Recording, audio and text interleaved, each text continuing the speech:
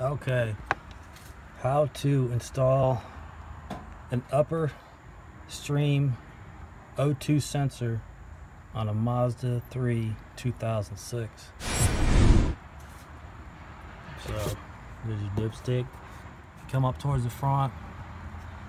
There's your O2 sensor. And then there's your connector. And then just install it in the reverse.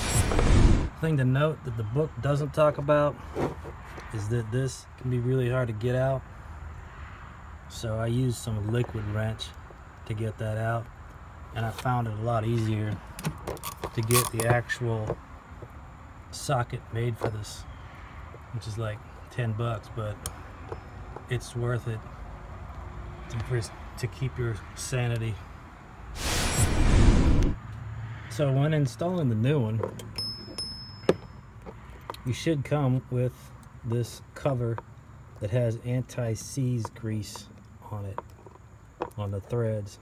So you'll take that off and you'll put that in the socket. You'll tighten it down, and then you'll connect it, the connector back to where you unconnected it. The biggest thing you want to watch out for is make sure you get the right part. There's so many different kinds of O2 sensors out there that you can get the wrong connector end. These will look the same, but this connector end will not be the same. So watch out for that.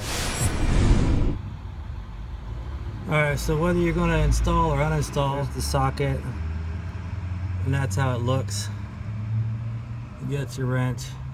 I mean, you can lift these hoses and just, you don't have to have an extension, but that's how it's going to look whether it's install or uninstall. So installing it can be just as much joy as uninstalling it, because you're worried about cross threading and you're trying to get it started.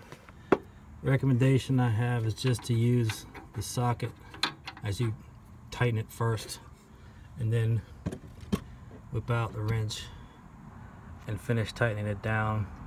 And the wire is just going to flip around, and just don't even worry about that.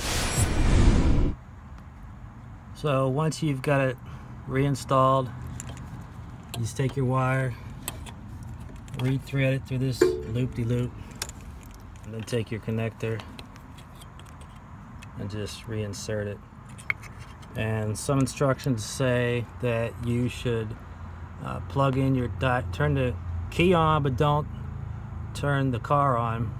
Plug in your diagnostics tool, clear the codes first, then start it.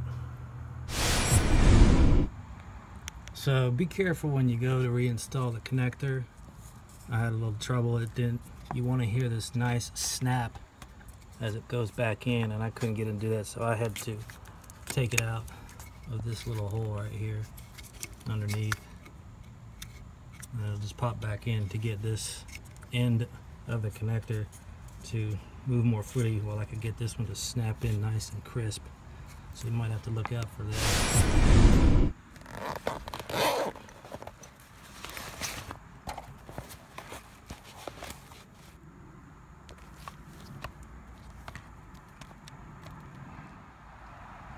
Alright, so you get your diagnostic tool out, plug it together, you take this and plug it into wherever your little car communicator is. So you plug it in, turn the key on to the position of right before the engine turns over. You got your little diagnostics tool out, and you just do the steps to delete the code, which should be in the instructions that came with your diagnostic tool. So after you do that, then you go ahead and start it, and your check engine light should be out. Well, that's it in a nutshell. Thanks for watching.